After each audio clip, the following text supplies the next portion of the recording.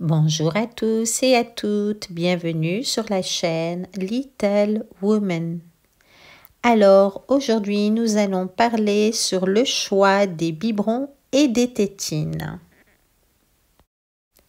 Devenir parent est une aventure vraiment incroyable, mais elle comporte également son lot de décisions très importantes.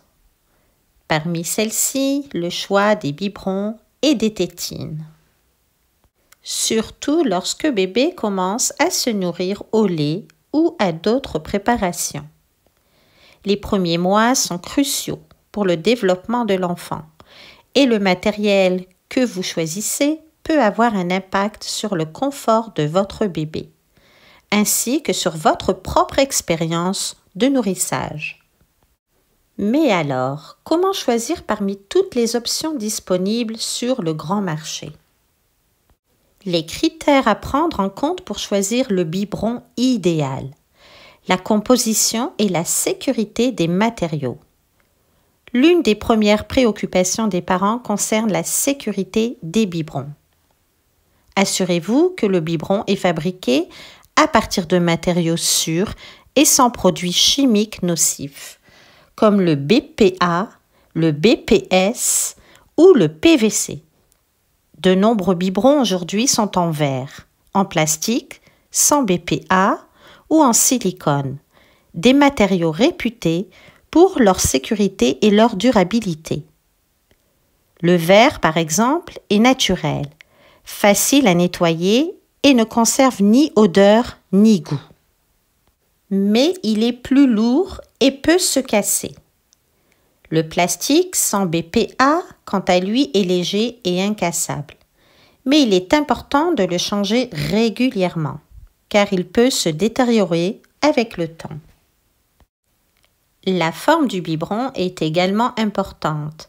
Certains biberons sont conçus de manière ergonomique, avec une forme qui facilite la prise en main. D'autres biberons sont plus droits et peuvent être moins pratiques, mais tout dépend de vos préférences personnelles.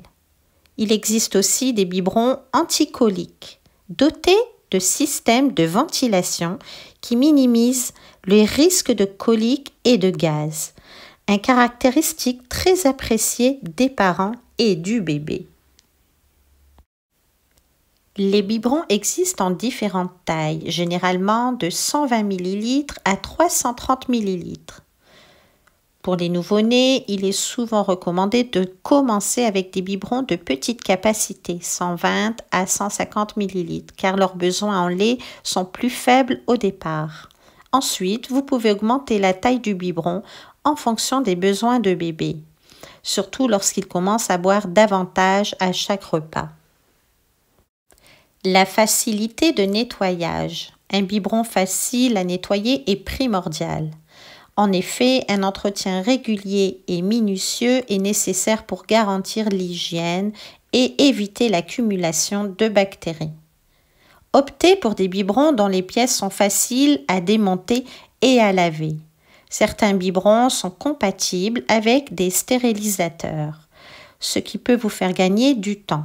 Il existe aussi des modèles qui passent au lave-vaisselle pour une commodité maximale.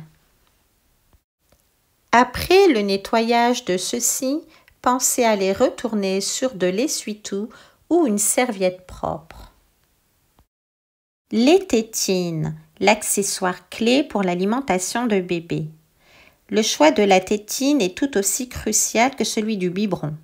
La tétine doit être adaptée à l'âge de votre bébé et à ses besoins alimentaires. Le matériau de la tétine. Les tétines sont généralement fabriquées en silicone ou en caoutchouc. Le silicone est plus résistant, hypoallergénique et facile à entretenir.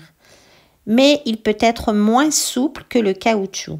Ce dernier, bien que plus souple et plus doux, peut s'user plus rapidement. Le silicone reste donc un choix privilégié pour sa durabilité, tandis que le caoutchouc est idéal pour certains bébés qui préfèrent une texture plus souple. Il existe plusieurs types de tétines, à forme classique, physiologique ou orthodontique. Les tétines physiologiques et orthodontiques sont spécialement conçues pour respecter le développement de la bouche de l'enfant. Elles ont une forme légèrement aplatie et sont destinées à favoriser un bon positionnement de la langue et des dents. Cela peut réduire le risque de problèmes dentaires plus tard dans la vie.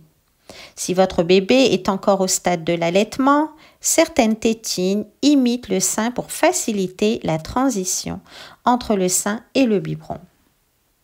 Le débit de la tétine est une caractéristique à ne surtout pas négliger.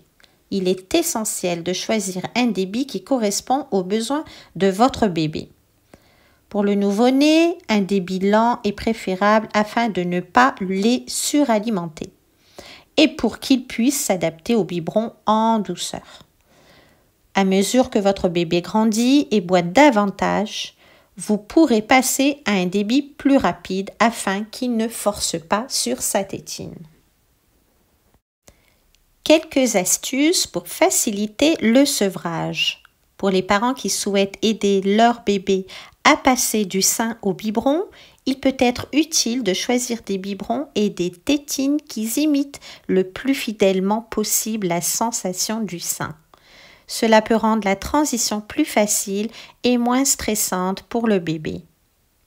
L'introduction progressive du biberon, en le proposant de manière douce et calme, est également une bonne stratégie pour éviter le rejet de l'alimentation au biberon.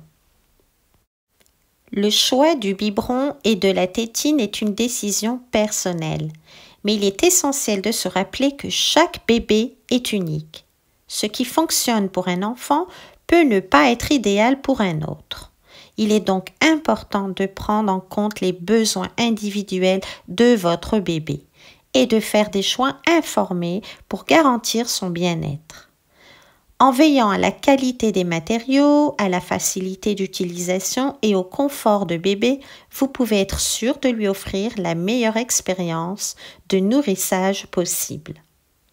N'oubliez pas que la patience et l'observation sont vos meilleurs alliés. Et surtout, profitez de ces moments tellement précieux avec votre petit bébé. Car croyez-moi, les bébés s'agrandissent très vite.